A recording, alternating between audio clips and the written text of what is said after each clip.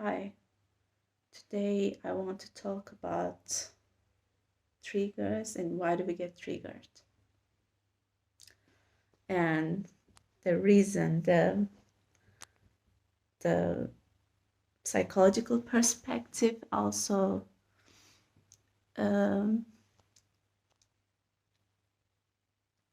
also the reason behind of it, like behind the scenes.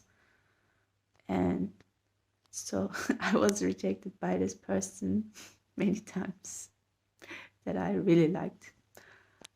And I don't know if it's my ego says that, but if it's my higher selves, it's just they always think that no, it wasn't the person, actually, it was me. I rejected myself, and he was just being the mirror to me because I had this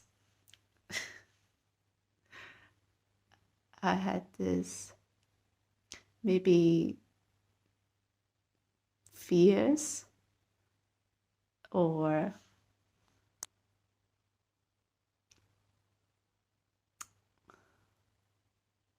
unworthiness, maybe, and also maybe insecurity. Yeah, because yes, I realized something about me that I have to be really secure if I want to get in a relationship. And that is one of the difficult thing that's to find, especially nowadays that we are living in this Tinder society. Everyone just finds people on the internet, not to get married or not to have a committed relationship. People are nowadays just want, one night stands or 1 week stands, which is very against my nature. And so, yeah, I guess I wasn't really feeling secure, or yeah, and plus I was feeling maybe unworthy. I'm not really sure, but it might be. And so I was rejected, or my ego pursued as rejection. And maybe he really had someone, and so he couldn't really kindly reject me, so he was just taking me as an option. And so he was just being nice or being kind, not to reject, but at the same time he cannot say yes either. So he was not aware, but he was hooking on me. And so I was feeling, okay, I guess he likes me, or and yeah. And one of my friends told me that I should watch the the the episode from How I Met Your Mother. There is an episode about hook up, like hook on or something like this. Yeah. And I forgot, I mean, I don't really know their names because I didn't really watch the whole thing. But yeah, there is this person, he doesn't reject the girl, and he always say, oh no, the girl, she doesn't reject the boy, and she always say, well, I like you, but I cannot be with you right now. Like, so the person, the guy, waits for the girl for like many years because he was hooked. He was just waiting for the girl because, yeah, that's what really hooking of other people is like. It's like you don't reject them, you think that you are being kind. You don't reject them, and then you just hook them on, and you let those people suffer by waiting for you. And maybe you're not aware, and so you think that you're just being kind. But actually, that's the most horrible thing that you can do to a person, because maybe that person is really genuinely likes you, And so they really hope that they will be with you someday. And so, yeah, back to the topic. So I was rejected and I was really triggered, and then, but it wasn't the first time. So it's been really a few times already. And plus, he wasn't the first person who rejected me. I reflected upon my past relationships, or not relationships, but the ones who also hooked me on in my past. The guys that who rejected me, but flirted me, but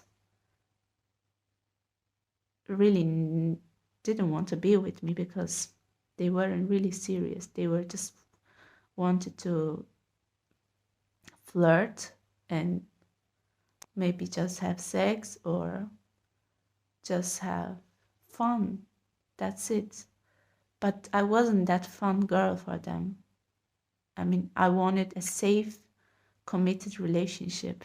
That's all I wanted all my life. I always dreamed that I would find, that I would meet my soulmate, that I would be committed all my life. And so I was disappointed many times, and I was rejected many times. But actually, beneath all of these events, there is also childhood traumas that were actually invisibly affecting me. Because during which I was a child, my father wasn't really present in my life. And so deep down, subconsciously, I felt like rejected. That child, the inner child in me, felt rejected because I didn't have a father figure in my life. And so, plus, my mother mentally wasn't really present, like she was also lost. And so, beneath all those rejections, actually, the first rejections happened in my life was during which as I was a child. So really everything has a base. Every event has a basis. Every trigger has a basis. So we really need to examine all these triggers that are really affecting our lives, and so that we could be really more aware. Why are we getting triggered, and what is the core problem that are causing such hurt or such pain in our lives, in our hearts, in our soul. And so I reflected upon my past, my childhood traumas, and I really write down all of those traumas, all of those experiences. And now it's raining. I guess it's a very emotional topic. And yeah, I reflected upon everything, and I write them, I journaled, and I really speak to my inner child, and I speak to my back then mother and father. Like I told them that what they were doing was wrong, but I forgive them because they were not conscious. If they were conscious, of course, they wouldn't do that. Who would want to hurt their kids? So I just write down all those hurtful events that I want to release from my life for once and all, and I release those events because I don't want them to affect my life and my relationship all my life. Because to really attract a healthy relationship, you need to release what's stopping you. You need to stop what's stopping you.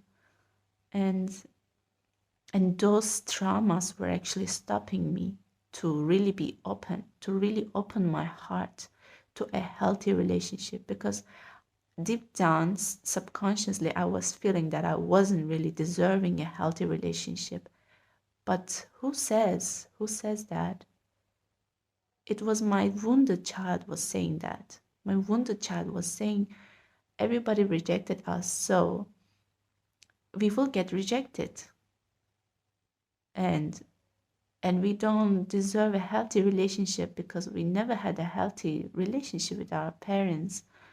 So, and I told my wounded child that she's no longer, she has a grown-up person right now.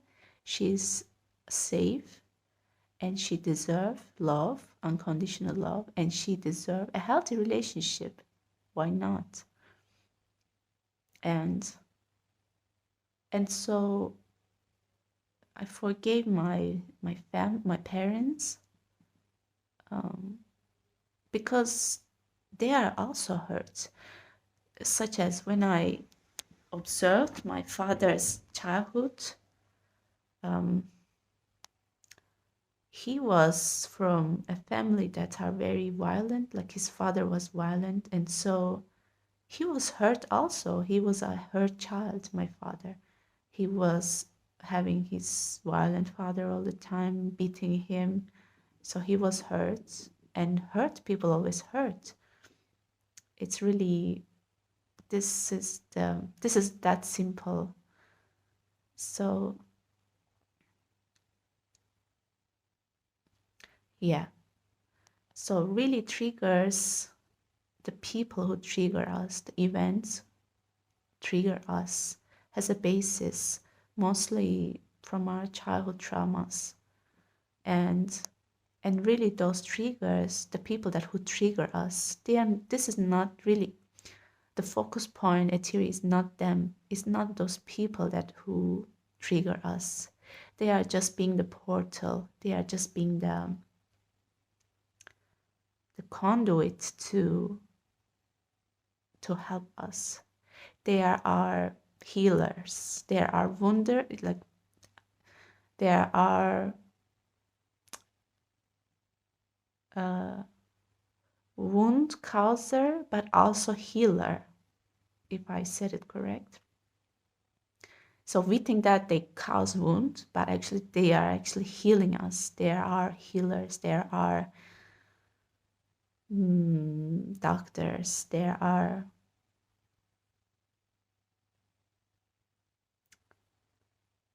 best teachers. There are angels in disguise. They are helping us to heal. They are helping us to really see what needs to be healed. And maybe at that moment we don't really see it this way. We don't really see it clearly. And we might hurt them, unfortunately. And actually, I hurt him with really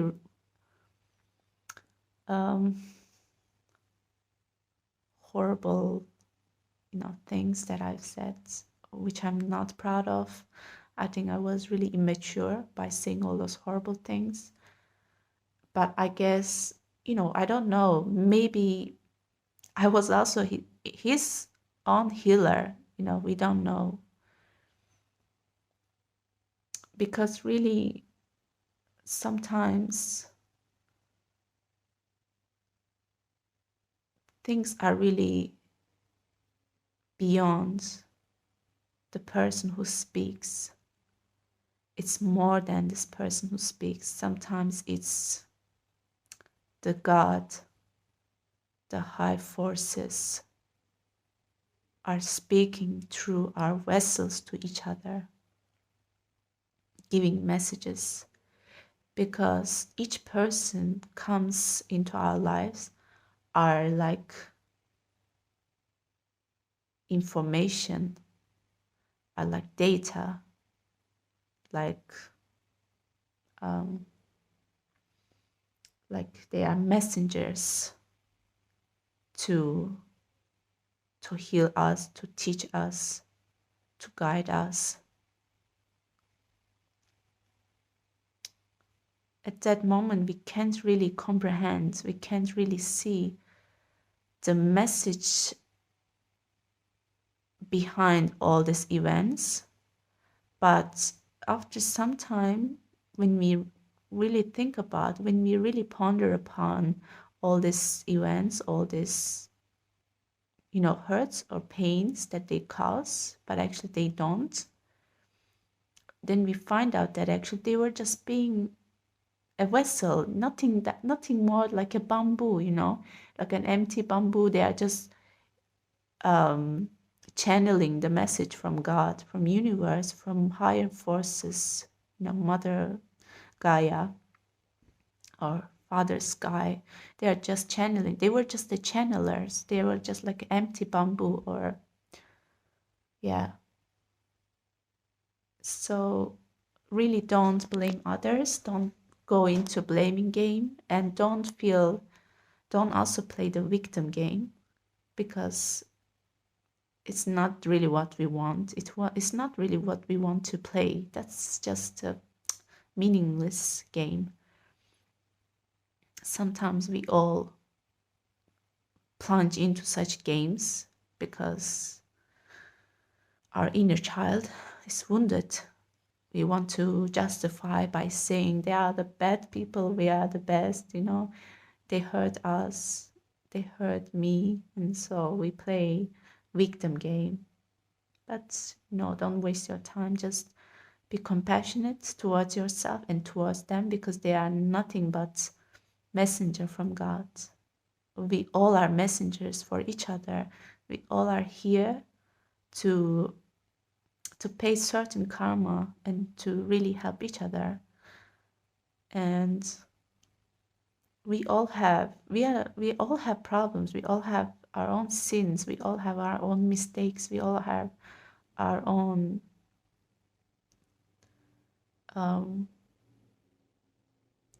imperfections. We are not perfect. We are human beings. Of course we will do mistakes. Nobody is perfect. And just be compassionate towards everyone and towards yourself. And also be conscious of what you are saying. Like, I have a huge problem with my speech. I have this foot in the mouth syndrome. Like, I say really horrible things when I get angry, and at that moment I don't really think clearly, and I just say so bad, so horrible things that hurt people, really hurt. And after 5 minutes I feel like, oh my God, why did I say that? It's so horrible. Like, it's very bad of me. And I feel so much remorse, and I feel very horrible deep down. But my ego also stopped me to talk to them, and also I'm also giving them some time to really figure out what they really need to work on, because sometimes God really wants us to really give space for each other, to think about our lives, to really ponder upon our lives and who we really are, who we really want to be, and who we're supposed to be. Are we really in the right direction? Yeah, everybody really needs space, especially nowadays. We are going through this virus. It's the best time to really contemplate. It's the best time to really introspect, retrospect our lives, and address some problems and redress some problems that we think we need to work on.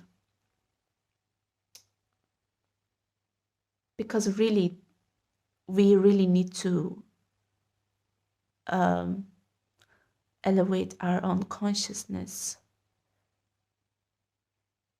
only then we can be helpful to ourselves and to the society and to other people. And really don't blame the people who trigger you or who you think that they hurt you. No, this is not them. This is not about them. This is about you. It's happening for you to heal heal yourself. Look at your life, what you really need to heal, what's hurting you, what's hurting your inner child. You need to embrace your inner child. You need to tell your inner child that they are safe. Now that you became a responsible person, adult, you became an adult, so they are safe with you now. So they have an adult, they have a grown-up person to protect them, give them a safe space, so they don't need to feel fear anymore. And those hurts that happened during which we were child, it wasn't their fault. It wasn't